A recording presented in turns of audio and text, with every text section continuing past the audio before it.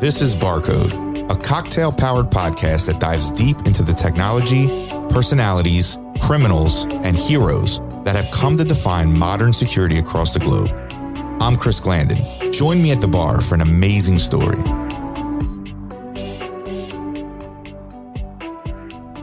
Leading in cybersecurity is like mixing the perfect Paloma cocktail.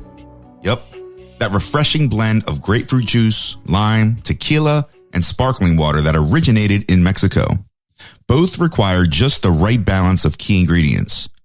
Visionary cybersecurity leaders strategically guide organizations to build a solid security program while establishing an internal culture focused on combining technological experience, business strategy, communication skills, and relationship building. When crafted by leaders as balanced as a Paloma cocktail, cybersecurity strategies offer long-lasting protection. Speaking of Palomas, you're going to want to take a glass, fill it with ice, add 2 ounces Blanco tequila, ½ ounce fresh lime juice, ½ ounce simple syrup, ¼ cup grapefruit juice. Finally, top it off with sparkling water and garnish it with a lime.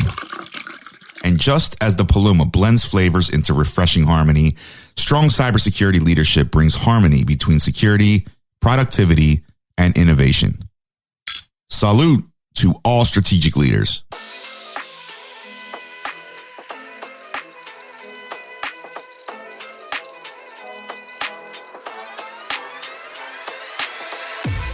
Peter Schwacker is a thought leader with over 25 years of hands-on experience, advising organizations on how to manage cyber risks and get in front of constantly evolving threats. Peter has an uncanny ability to cut through the complexity and provide practical wisdom to security teams and company leadership alike. His candor and direct communication style has earned him the trust of many Fortune 500 companies, where he served as interim CISO and strategic advisor. Peter, thanks for joining me, man. You know, I do want to shout out a mutual contact who initially introduced us, Maya Ferreira. Ferreira, yeah. Oh, you pronounce it better than I do. She doesn't pronounce it that way. I live in Mexico, so I flip the R. Yeah, I was actually looking to involve her in my documentary, right. And that's when we ended up connecting, and then she recommended that I connect with you. And she actually runs a really killer blog called Bull in the Server. So for those that are listening to this, go check out Bull in the Server. No, when we first connected, we determined that we both had an East Coast connection. So you're originally from the Philly area, correct? I thought we agreed we weren't going to talk about that. Oh, we're not? No, it's okay, fine. We don't have a non-disclosure. We just have a friend DA. No, I'm originally from a suburb of Philadelphia called Westchester, but I broke out of that place when I was 19 and went to Los Angeles.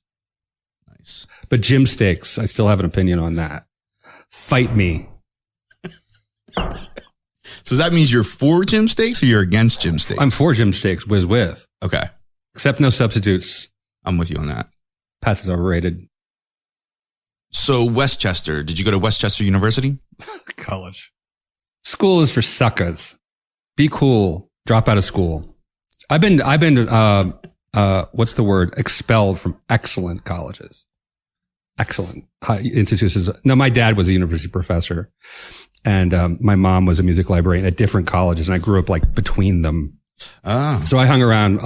I did an awful lot of dating in the universities nearby. And I did go to school and I took some great classes, but not my thing. I like to get paid for the work I do.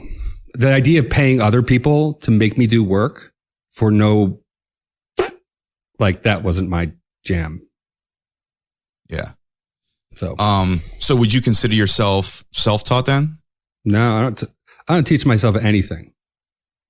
No, I've studied at the feet of the masters. I mean, I got books. I have like Contracción y Contratación Internacional. I got Principios de Contabilidad. And I got some stuff in English too. Those are my teachers. I really like the St. John's College method. St. John's College is in Santa Fe and, forgot where in Maryland. And they follow what's called the Great Books Program.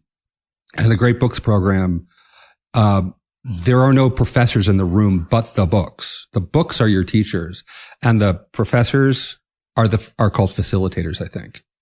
And so you start with the pre-Socratics, and then I think you start with, and I think that probably includes Homer, and then you work your way up through like Galileo and Einstein and great literary classics. And so you learn from the books and from each other. I always love that idea. And so, and my dad, like I said, he was an English professor. His thing was Anthony Trollope. It was boring as can be, but I learned to teach from him. And I realized that, I realized much later from people like Paulo Freire, Bell Hooks, those folks. If you don't know who they are, I'm easily found on LinkedIn.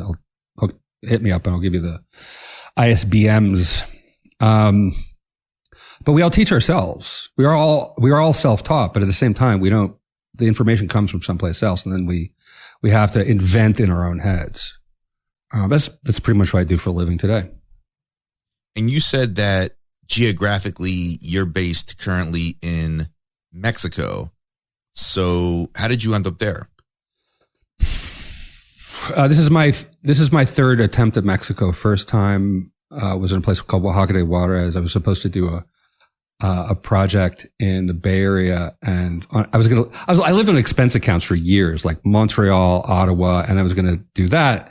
And I'd gone to Mexico on just for fun with my then fiance, she would turn out to be, and they called me and they were like, "Congratulations, we cut the travel budget. You could do this from home." The problem was we rented out our home and we didn't have a place to go. So we're like, well, let's just stay on San Miguel. So we did that.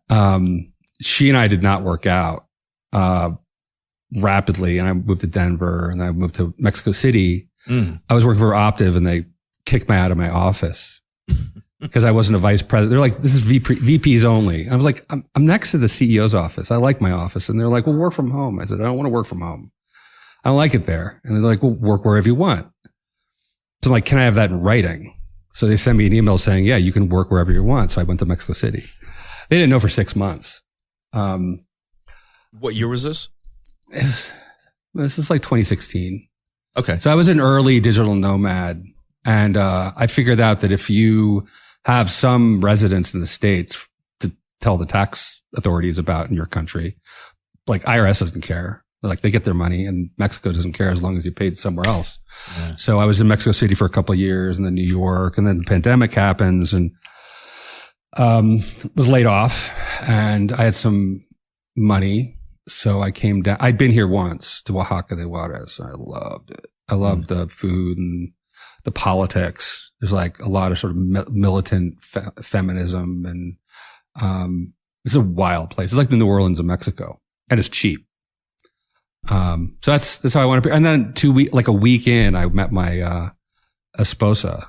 Nice. She wasn't my esposa yet, but a year or so later we got married and she's my business partner. So we're incorporated in New Hampshire, where I'm domiciled, and in Mexico down here in Oaxaca. So we're a global conglomerate.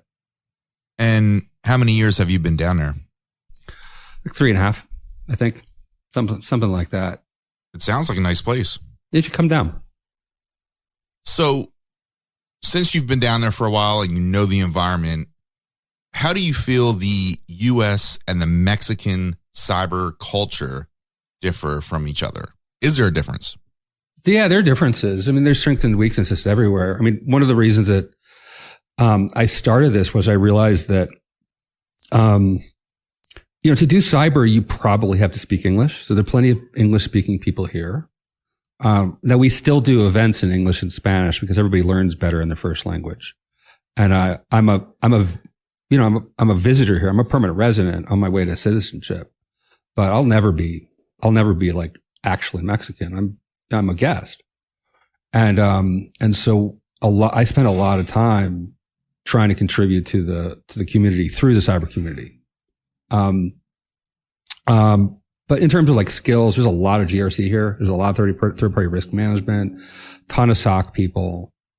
We started out specializing in blue team stuff. So staffing SOCs. That's what I've done most of my career is build SOCs. Like the first security job I had was one where I was sort of accidentally given a SOC at Citigroup to start.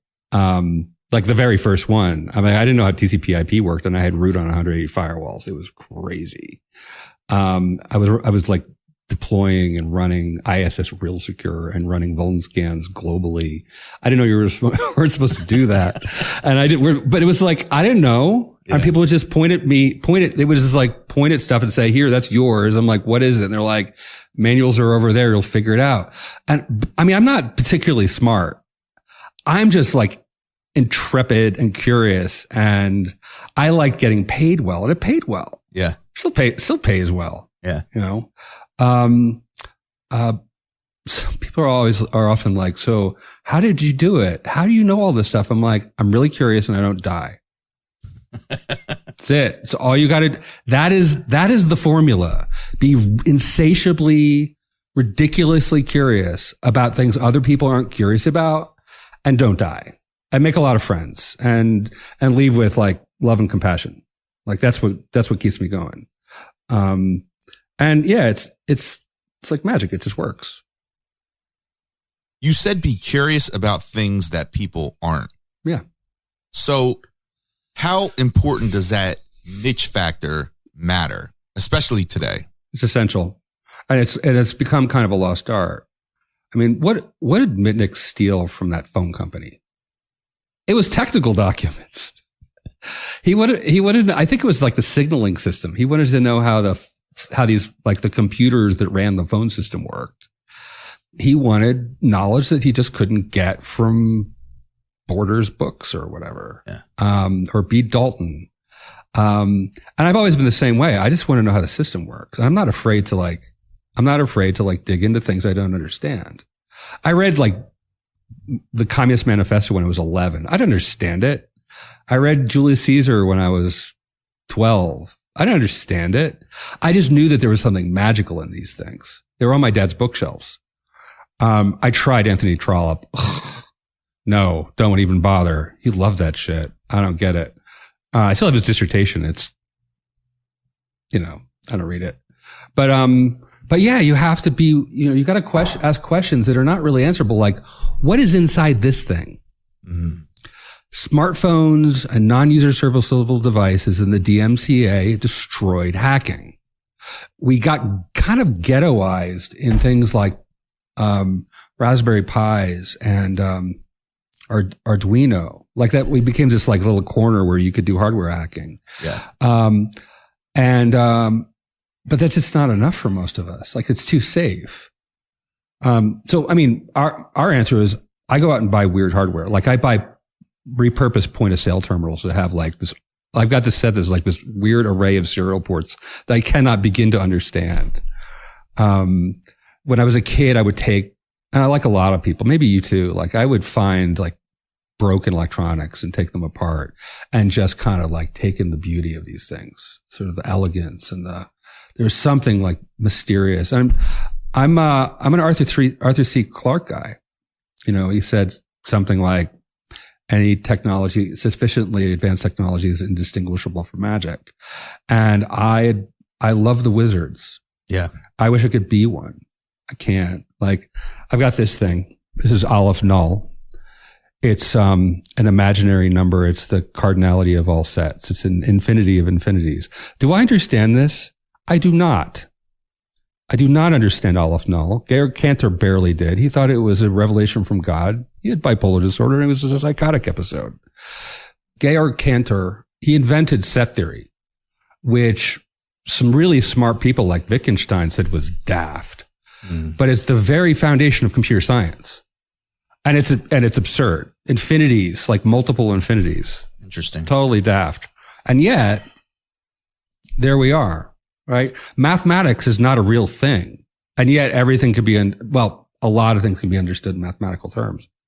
So, my approach to security is incredibly eclectic. But when they say like, you've got a square and make a circle and then you go outside the lines, it's like where they, draw outside the lines things come from. Mm-hmm. That's how it works. Yeah. Yeah. That's really interesting, man. I've always been drawn to illusionists from the perspective of just understanding the architecture, understanding the presentation aspect. And, it wasn't until later on that I really took that technical perspective to it. Mm-hmm. So, I mean, there definitely are parallels there. Yeah. Well, now I'm a business hacker. I do the tech. That's my Sundays. Every Sunday I do something. I spend the day learning some technical thing because it's soothing to me, because it's simple. Yeah. People think technology is complicated. It's not nearly as complicated as the humans.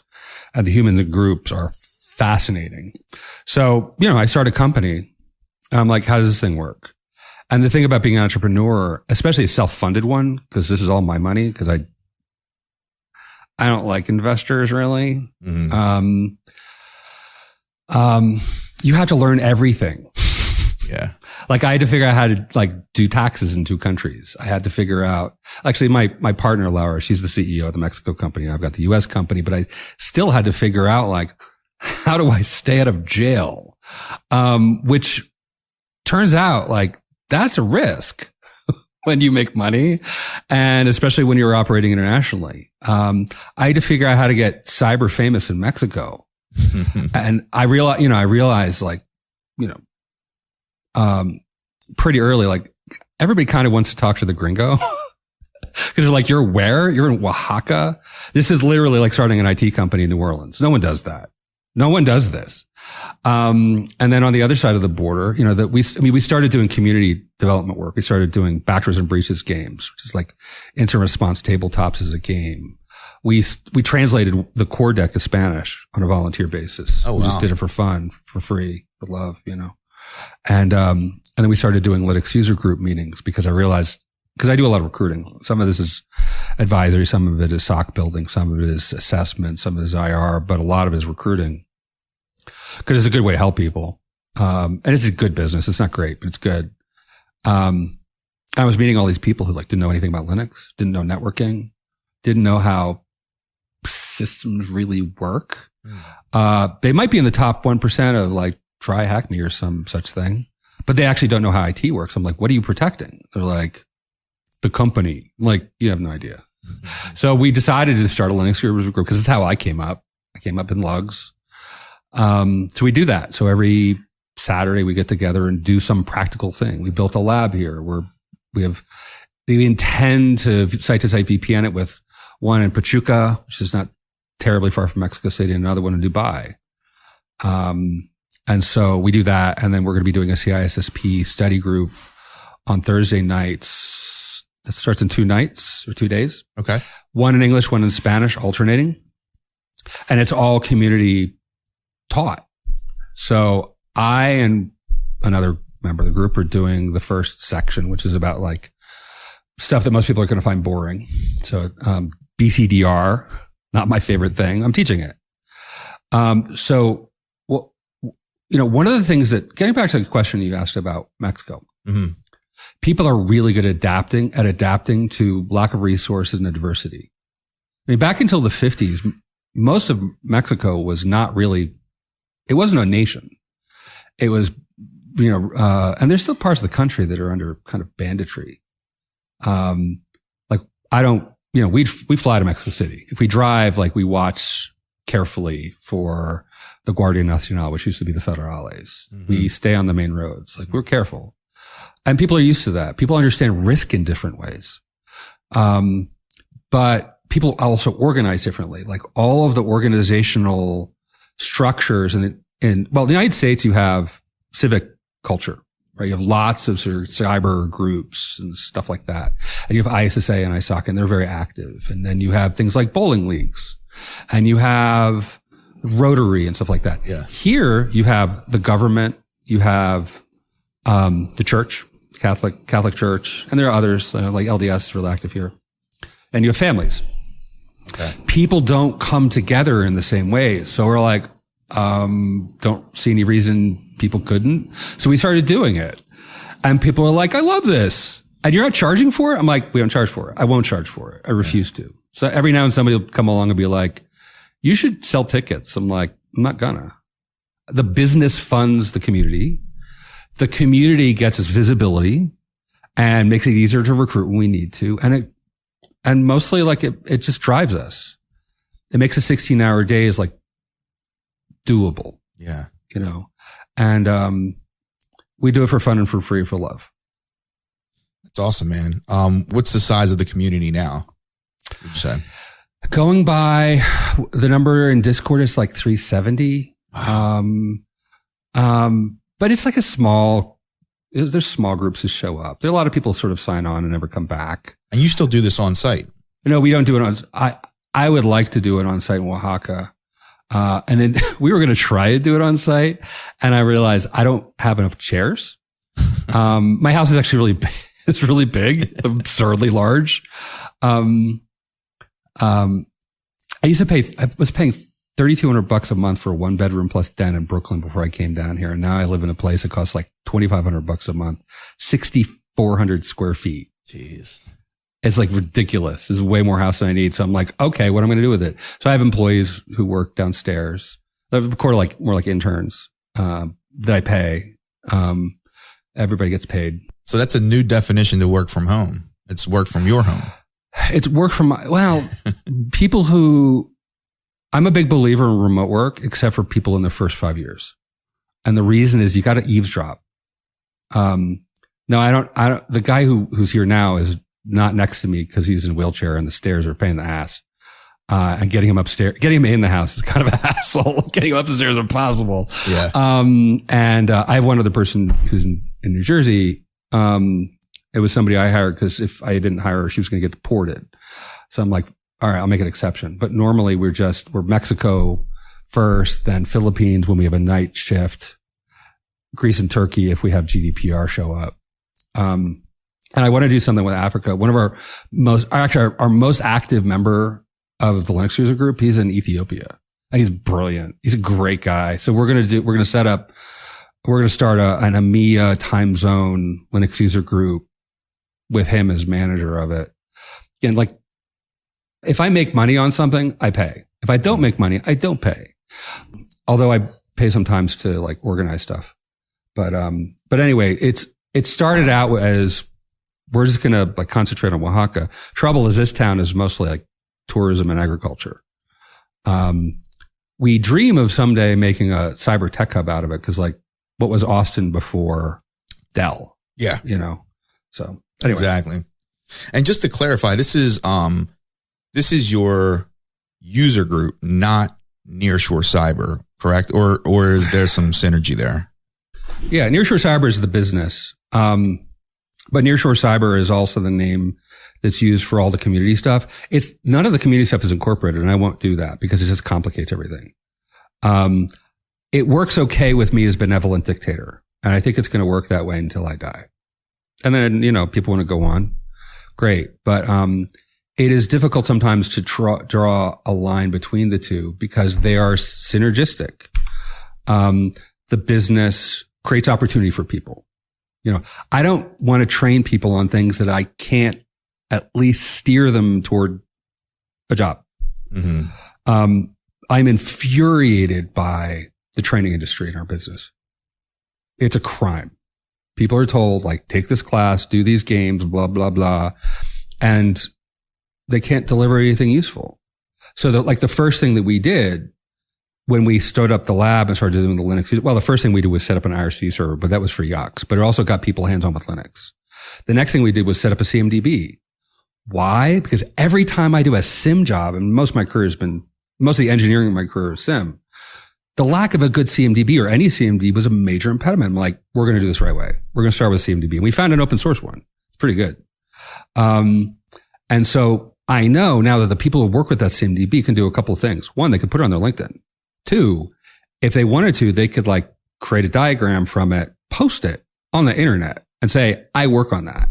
Mm-hmm. We're using pfSense as a firewall. We've got like Zabbix for discovery.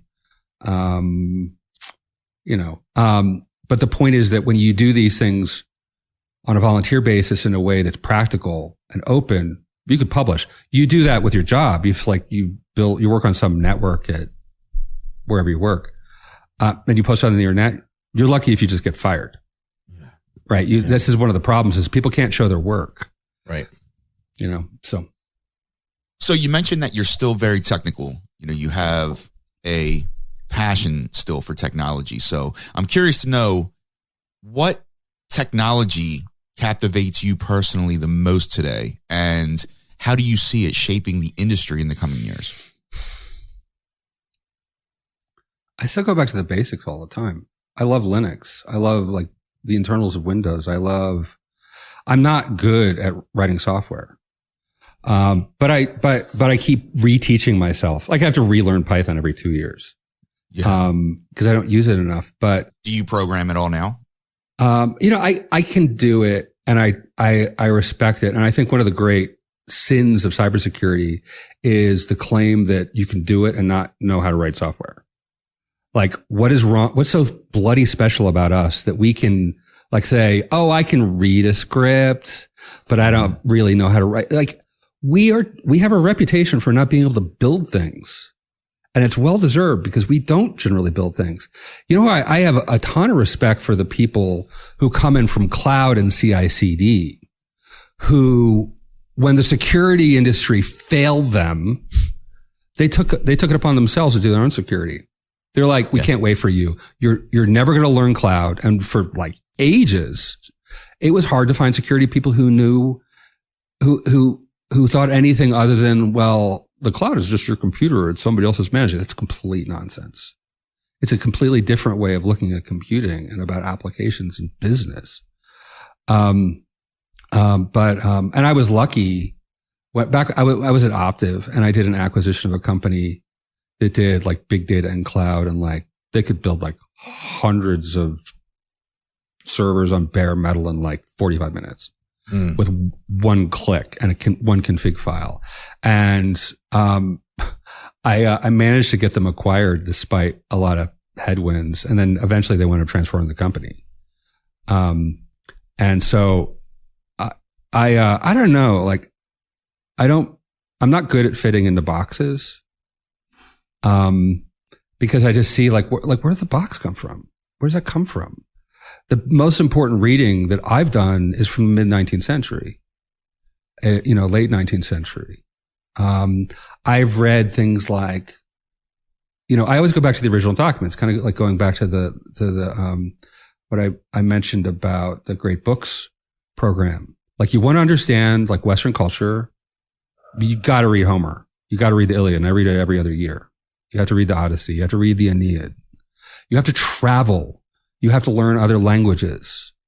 You have to understand art. You have to understand design. You have to study music. You have to practice. You need to learn. Like the best way to understand security is to get outside of it and then come back in and flow through it. And then you'll start to see where it comes from. We have a history. It's not well documented, but we do have a history. It's mostly an oral history. It's in podcasts like this.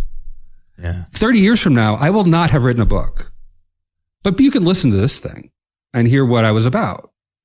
Right. And people will be like, oh, there was this guy, Chris Glandon, and he was a big deal.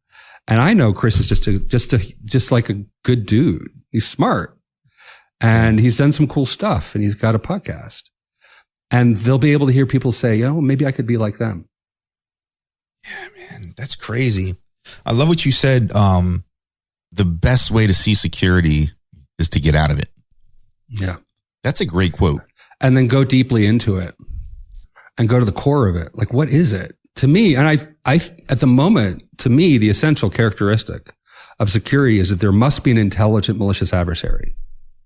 And if you understand that, then it all starts to make sense. This is why BCDR makes no sense as a domain of security. And I'm teaching it. I'm like, it doesn't. Like, unless somebody meant to do it or did it and lied about it, it's not security. It's just like, it's tornadoes and fires. Cyber philosophers often get criticized as being too theoretical. I'm like, theory and praxis, you got to have both. One is about the structure of the world. One is about the substance of it. It's Apollo Dionysus. Everybody needs to read Nietzsche. Especially his first essay that got him thrown out of his university job, The Birth of Tragedy Out of the Spirit of Music, where he introduces the idea of the Apollonian and the Dionysian.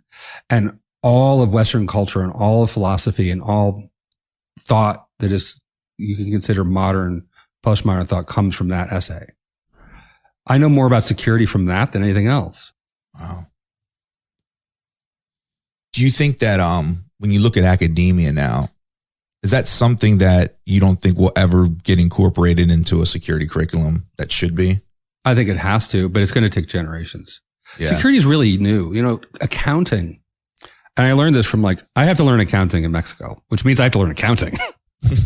And one of the first books that I picked up talked about the origin of the accounting field in the late 15th century.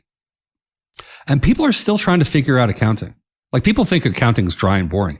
It is not. It's fascinating. Now, it took me approaching accounting with the expectation that it was going to be fascinating. And I was absolutely confident that I would be correct, because everything that people work on in a serious way is fascinating, or people don't do it. So accounting starts in the late 15th century, and there's a document you can get and you can read about it. And I forgot what it was in Spanish too. My Spanish I'm really bad. My Spanish is awful. Mainly because my wife's English is so good. So you don't have to speak Spanish. Yo puedo hablar un poquito. I did. I've had, yeah. Anyway, I'm not going to talk about it.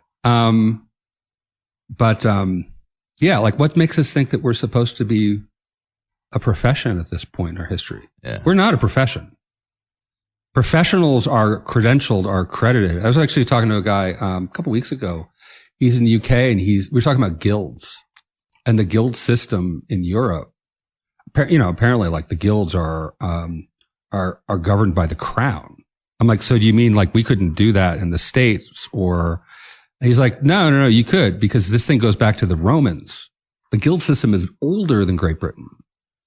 So, one of the things that cyber needs to do is find where its roots are. And its roots are, we don't know yet. Is it law? The insurance industry has its act together. It starts with Lloyd's.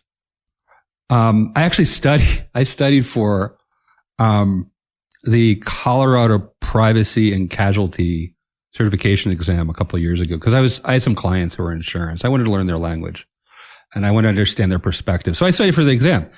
It's great stuff. Insurance people have this really interesting way of looking at risk that we do not have.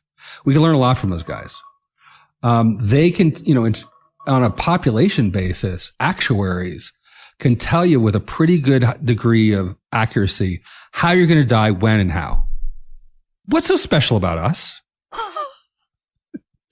We should apprentice under another industry. We won't, because there's too much money flying around. There are too many knuckleheads. There are too many people who have entered the industry. There's people, these people who say we need more people in cyber. I'm like, you have no idea. What we need is better IT. Better IT makes that stuff more manageable. You throw a bunch of security people at it, all they're going to do is what they do, which is fight fires all day, but not see to the fireproofing. So you think we're going to get there? It's just going to take time. I don't know. Will the climate sustain us that long? I think we've got about 100 years left of habitable planet.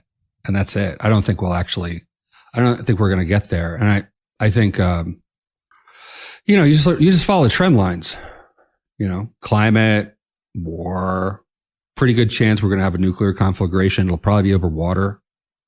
So I don't know. I live day to day.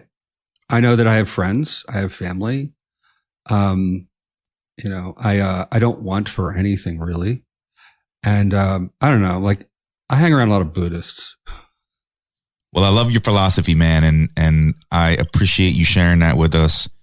And I think that listeners to this will also enjoy hearing it and potentially gain a new perspective. I think a lot of people have that view. They don't know how to express it. There's genius in every one of us. There's genius in every one of us. And there's some tricks that'll get you there. One is do what geniuses do. I had an ex-wife. I've had a few. And she was a straight up 180 IQ genius. He was not good. She couldn't forget anything. She remember every number she saw. It was creepy. She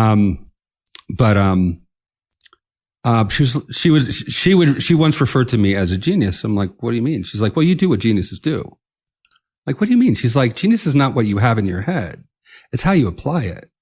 And if you do what really smart people do, you will get smart. If you read the books they do, you'll get there. And the human mind is astonishingly powerful. Yeah. This is why I'm not impressed with AI for the reasons other people are. It's not going to get smart like us. The problem is people are going to mistake it for intelligence like us and follow it. There will be LLM religions. I bet they're springing up now. There'll be people who worship those things. And what do those things do? They eat electricity and silicon. It's all they want. And, there are people here who like don't have heat, don't have water. Yeah. And it's going to go to generate power for LLMs. That's insane. Yeah. So you've traveled extensively, and because this is Barcode, I have to ask you, what's the best bar that you've ever been to? I hate bars. I got sober in 2006. Okay. And that's how I got this. And if anybody sees this and knows what that is, you're one of my people. Let me say it again. The semicolon. The semicolon. Okay. Yeah. So can you explain that? A writer gets to the end of a statement and they can either end it with a period or they can put a semicolon and keep going. I chose to keep going. But, when I was in my late teens, I ran an illegal booking agency, and there was a place called, there was a place called the Barbary. It was on the waterfront in Philadelphia. I was booking bands all over the place and managing bands in bars I couldn't enter. And I could drink a lot.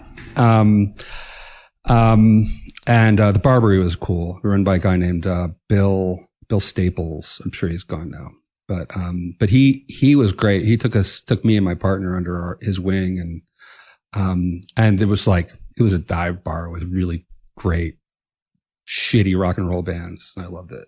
Nice. I just heard Last Call here, so I got one more for you. If you opened a cybersecurity themed bar, what would the name be, and what would your signature drink be called? It would be named for some magic word that I heard in Pee-wee's Playhouse, Mekaleka Hi Mekahini Ho.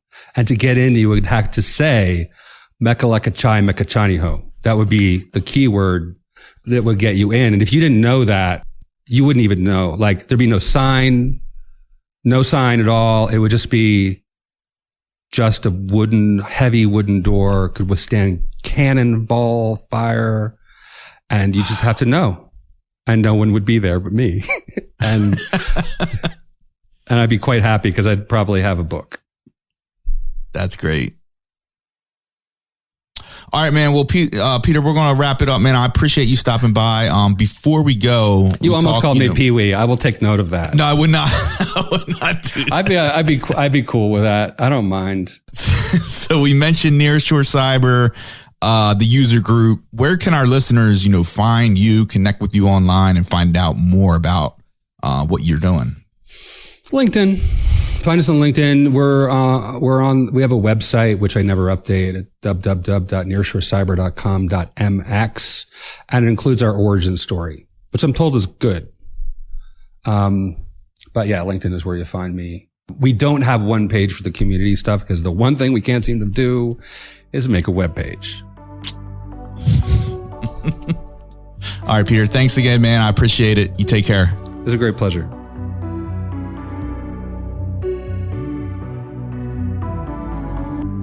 Join us next time at Barcode, where we'll continue to explore the darkest and most adventurous corners of the world. Until then, enjoy your spirits and enjoy life.